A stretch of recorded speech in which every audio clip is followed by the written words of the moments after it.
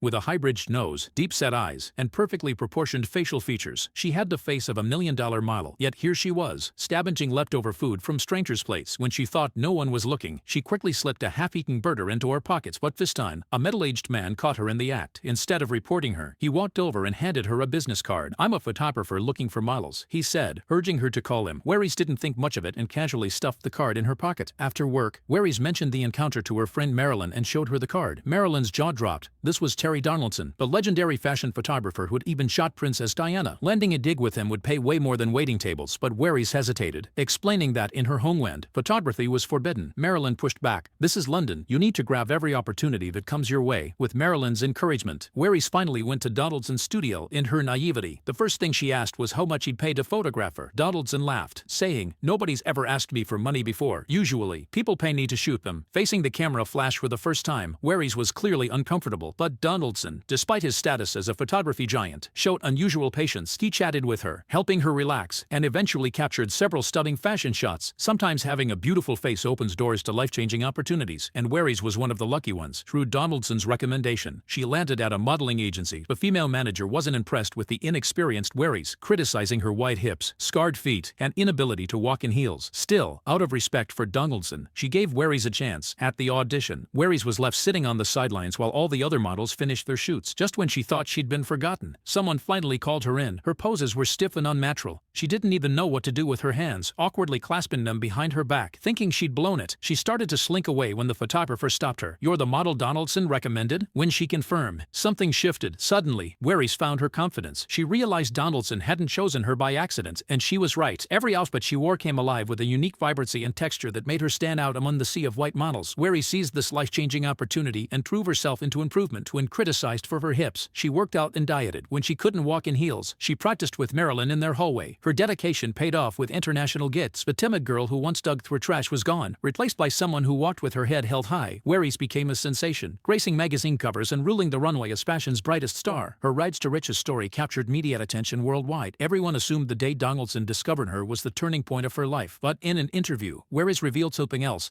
"The day I was circumcised was the real turning point." Then she shared a story that shocked the world.